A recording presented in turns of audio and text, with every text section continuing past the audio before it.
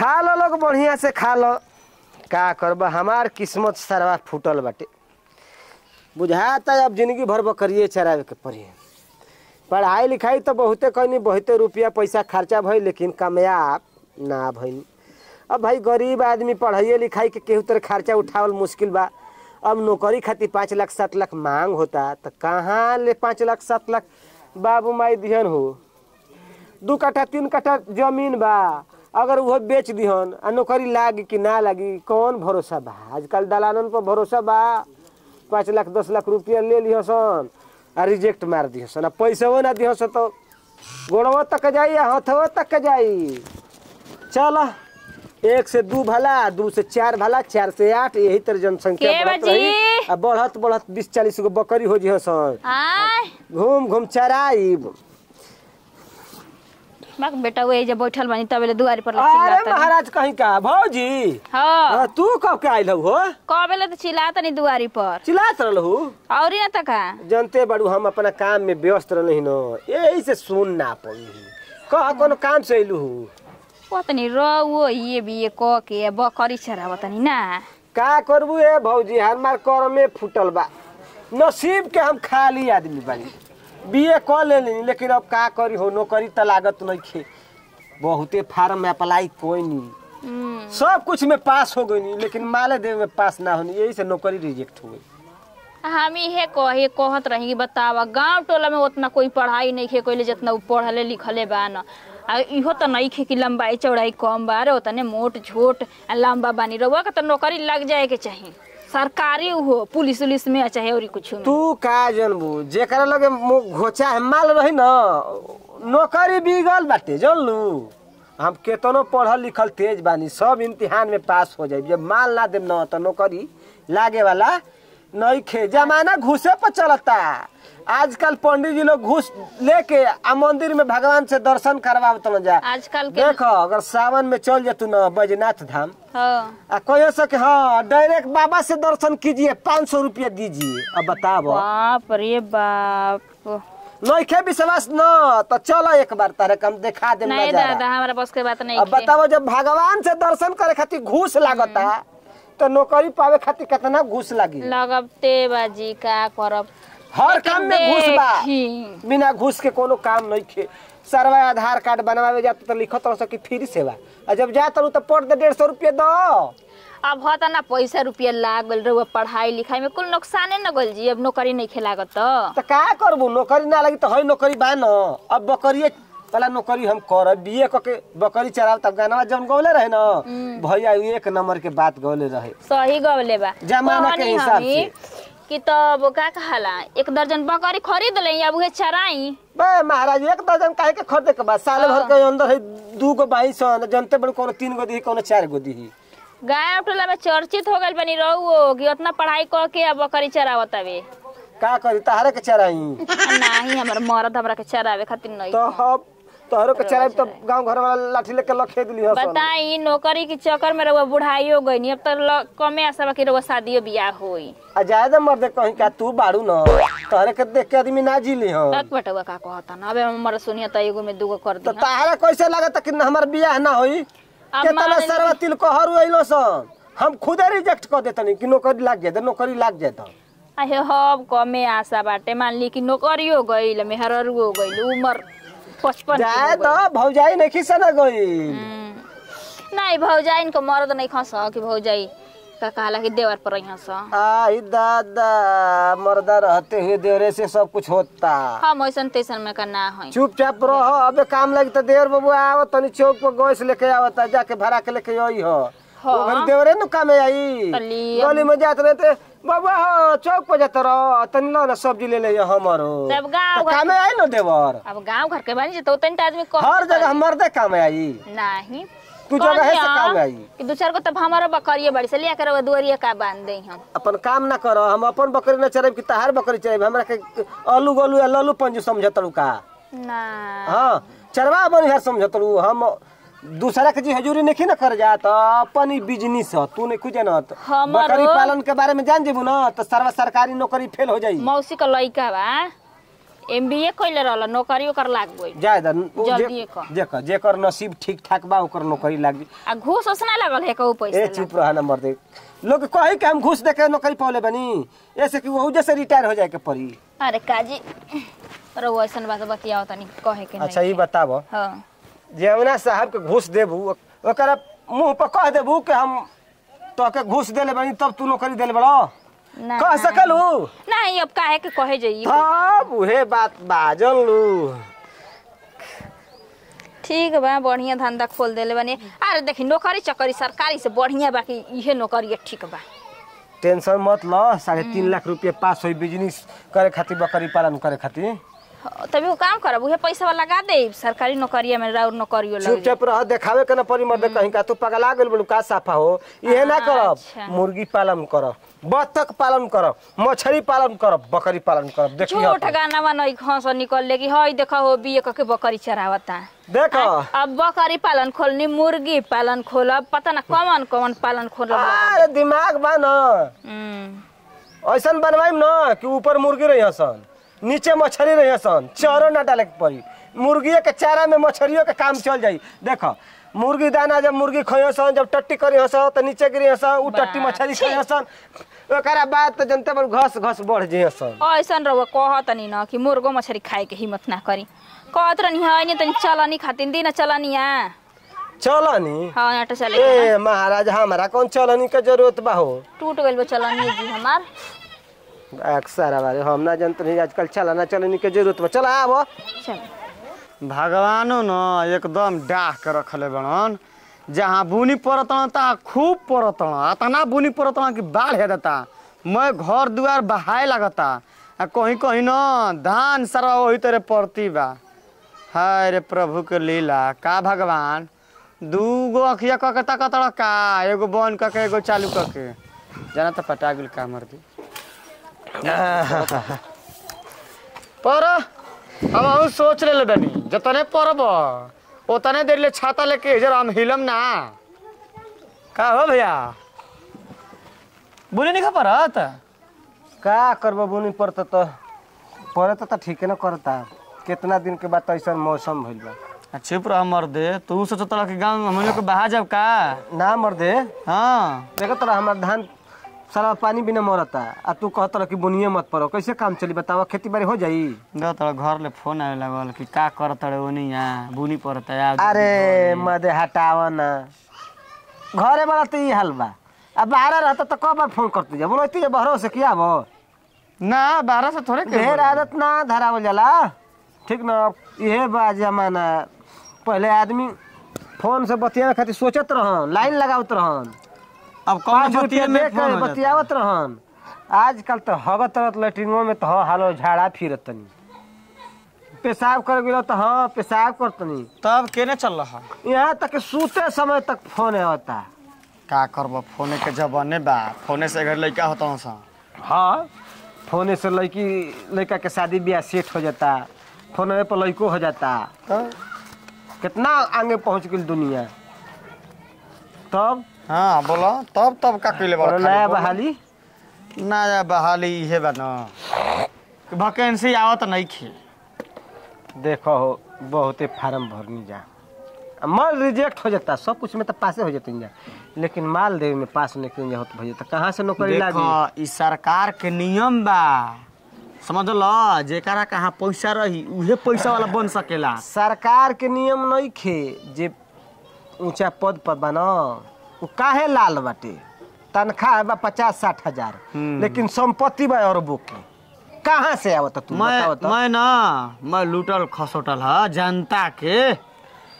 ई तो बात देखो हमारा तारा का नौकरी ना लगी, सुन लो। हाँ अब न दूसर धंधा चालू कर तू। हाँ स्टार्ट कर देले बनी, स्टार्ट कर दे बड़ा बकरी चरावे वाला। का करी लोग ये ना कहे कि बीए के बकरी चरावता। सही गाना निकलल बा, हई देखो फलाना बीए के बकरी चरावता। का करबो भैया, कुछ काम अच्छा लागत है नहीं। और दूसरा के दुकान पर जाइबा 5,000-7,000 महीना दियो सो 10 गो बात करी है। हम जान तो कहाँ जातनी? कहाँ जाता? हम जातनी दूसरा कंट्री में, विदेश। ना ना ना ना कंट्री के मतलब का होला?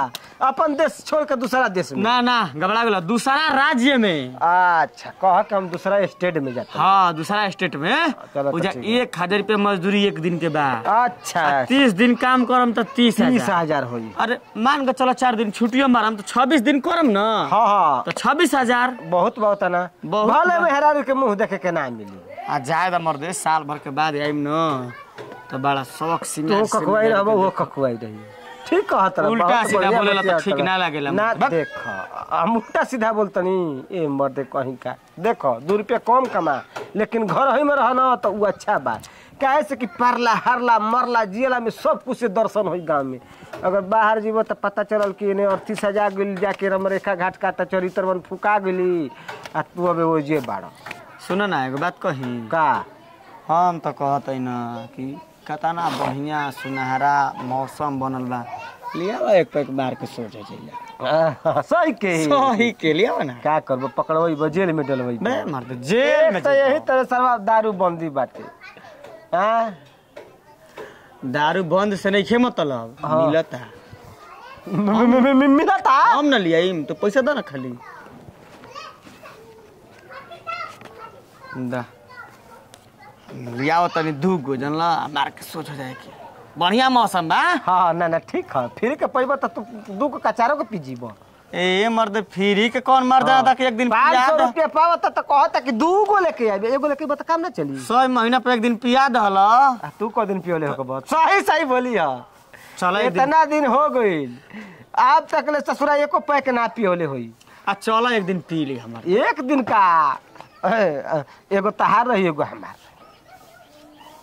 अब देख ठीक नहीं इहो ठीक नहीं। हमारा भी पैसा नहीं हम बाद में सधा ना ना ना ना तारे मेरे पैसा 12,000 के जो मोबाइल लेके चलता आजकल गूगल फोन पे पेटीएम सेटीएम कुल चलता बुड़बक बनाओ तड़ा। अच्छा चलो ठीक बा कहो मंगा वाला देम पैसा हम। चलो ठीक बता चलत हम। हाँ जा अगला शाम के। ठीक ठीक जा। बाप रे बाप सरवा कतना दिमाग वाला बा। कतना दिन के बाद 500 रुपयो देहलस तो कहता कि एगो तहार रही एगो हमार रही यानी 200 हमार खर्चा हुई 200 तहार खर्चा हुई। आ चलो ठीक है कहता सही कहल गेला खा पिया एक में हिसाब करा लगा। एजुकिया का करत रहो? हां एजुकिया का करत हो? कुछ ना बैठल बनी। काहे फोनमा नहीं खेल लौकत का तोहरा? देखा फोन लौकता लेकिन हौसन ठंडा ठंडा मौसम न घर में ना मिली इजे बड़ा ठीक लागता। कौना माई अजी के इंतजार करत रह जे बैठ के। देखो ना हमार माई बिया ना हमार आजी बिया कवना का हम इंतजार करम केहू के फोन आइल बा 2-3 गो लेकिन फोन एको हाली मरद ना उठा सके ना। आवे दो फोन आवत तो कौन मर जानता केहू मर भी लागल बा जाइम न घरे। मर भी लागल बा कोई मरबे करे तब जेबो ऐसे ना जेबो। ए बेरा शाम के 1 घंटा लेट घरे आइम। काहे? कुछ काम बा। उ काम हम आउ जाना बतावा। हां कुछ काम में बता दहनी ना। 500 रुपया दो। का होई?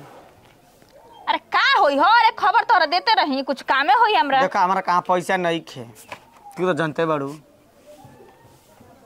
हमरा के चाहिए लो काम। तो चलो आइम तो शाम के दे देम 500 खुश हो जी। हां नहीं ले ले रे पागल रुक।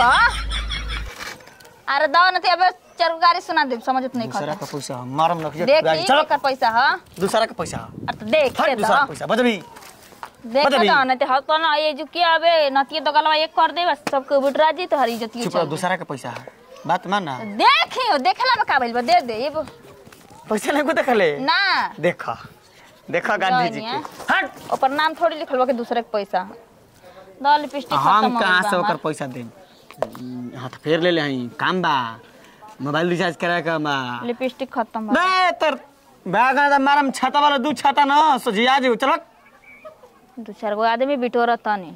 हां जो जो कैसे जी के बेलन बेलन मारते चप्पल छप्पल। जो जो जो बटर जो एगो बात बताई तो आपके बोली गोइनी है उनका घरा में के करा का ना हो मोटे चका हम गुरफे कौन हो तो बकरी चरावत ना आजकल हो तना पढ़ लिख के का करबू उनकरे संगे हमहू पढ़त लिखत रही एक क्लास हमरा से आगे रहनु उनकर जौन गति तने मोर गति। लेकिन देख बहुत ढेर न पढ़ले बा ना मान ल कि बीए कइले बा और ई मर्दे मोटका का शरीर तो ऐसा बा ना कि आर्मी में, पुलिस में, दरोगा में नौकरी लाग जाए चाहिए, लेकिन ना लागी सरवा तलबल तलबल करके गिर जात होई, ना दौड़त होई, तो कैसे नौकरी लागी? किस्मत का खेल बटे। ना ना किस्मत का हमारा कमी तो हम भाग दौड़ कदम को निकाल लेती, चल जाई हइए ना खामोटा के गधा हो जो तो का सुना ना उनका घरवा गइलनी हां तो कहत ना कि का करी हो जाई बकरिए ना छराई आजकल। अब बूढ़ लेखा लौके ना कि ना लौके नहीं सच्चे बताइए। अब ना बियाहवे होई ना नौकरिए लागी, कुल से हाथ धो बैठा ना। का हो भौजी का मरल मेरा निराश सलाह ले तड़ा जाओ वो रास्ता में बैठ के। अब देख अब हमारी का ना अपनी में बतियावे के त गांव के लोग से थोड़ी बतियावे जाए के। जानता ही तो हमार घरवा हुए ना हाथी हले तू हई रास्ता कम बा, 3 फीट रास्ता बचल बा, सरऊ में हरारू देख के बोली बोला तड़ा टोन छड़ा तड़ा, चल चल तर बाबू लोग कह के तर बियाह करवा तनी के बड़ो मत देखा तड़ू ना फाट गइल सही हो। ई का हो लेन देन नहीं जे करतड़ा जा पैसा। अरे लिपस्टिक खत्म हो गेलो, 500 रुपया नहीं खंदे हमरा के। देख ल मेहरारू आ जाई ना, जब तार गाड़े हरदी लाग जाई तो यही तरह बगली में 1 रुपया ना रही, निकाल ले यहाँ से मेहरारू, बियाह मत करिए तो ठीक बड़े। बियाह हम तारा नियन करब तो ऐसा ही हम करे दे मेहरानू के।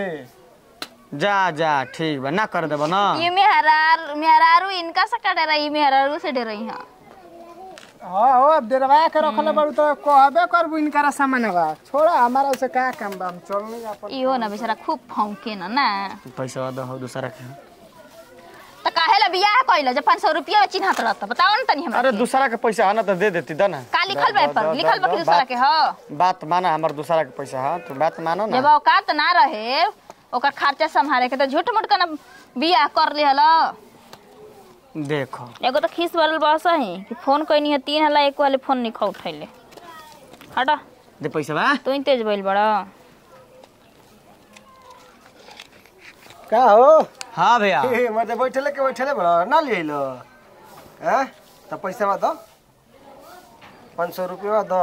आ गेल ना, कहीं दूसरा के पैसा दे दे, हम का जाने बाद में ले ली। हां देखा उकुलटा बना ठीक ना, दाम हमार 5 गो आदमी में बेइज्जत करबी, दे दे पैसा उनकर पैसा हो नहीं के त काहे के थाम ले ले। कसम बताओ तुम नहीं के पैसा देना दे दी दे। ठीक बा जल्दी घरे आवो। अरे ए भाई देखा हम तारा के जानतनी।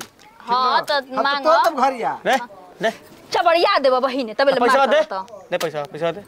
तोर दिया थवा आय देखा ई आदत ठीक नहीं छी। ए भैया तार पैसा हेले लिए एकर से मांगो, हम ना दे। पैसे ओकरा से मांगी, हम तारा से मांगब। रुका बैठा हुआ है, मंगाओ तनी बा जेब में पैसा, मोबाइल में पैसा बा। हां चल ठीक बा, फोन कर। का फोन करी? हां नंबर दो कर मंगाई। बात तू ही न कल है कि सब मैनेज हम कले। हां तो चल चल बाजारे चले के, बाजारे चले के सरवा पकड़ेबे का हमरो करे ना चले को कर घर जाए के पड़ी ना। हम लेके तू मंगवाबो, फोन करो, नंबर जानत रह तू। सरू को हम लेके आओ। हां सामने कॉल कर ला आदमी आव दिया तुम देखी है पकड़े। अरे मर्द आवे दो ए साला का करत रे, का करत रे, खोबे का पेटवा रे मर्द कहीं के ओनी रह। एक बात कही, एगो कर दूगो 4 गो कर। हम तो कहम ना कि चल के ना ओकर घर में पी लेवे के। सरवा सिखलो के पैसा निकले ले का रे? ए मर्द मोबाइल में पे फोन बा, चल तब तेरे चल छातावा धो दो कि साहब बन के जीवो। बुनी उनी पड़ी तो ओढ़ लेवे के, तोरा का बुद्धि बा। ठीक है कहत रे आजकल मौसम खराब है। देखो यार से बुनी आवता एकदम झझकार के, देख का बारा तब तो चल ऐसा न कहीं ठंडा जाए के, आ जब मार लेवे के तो गरमा जाए के। मौसम बनल बा मारे लाख आवा मार के हां आधा चियार के सु जाए मेहरारू के भरक मज धो के ठीक तो मेहरारू भी, लेकिन हम तो सरवा बाड़े महंगवा बानी। एक आदमी हाथ फेर दे दे तो ठीक ठाक रहे। अब चल हाथ फेर लेबो, लाठी ना लेबो।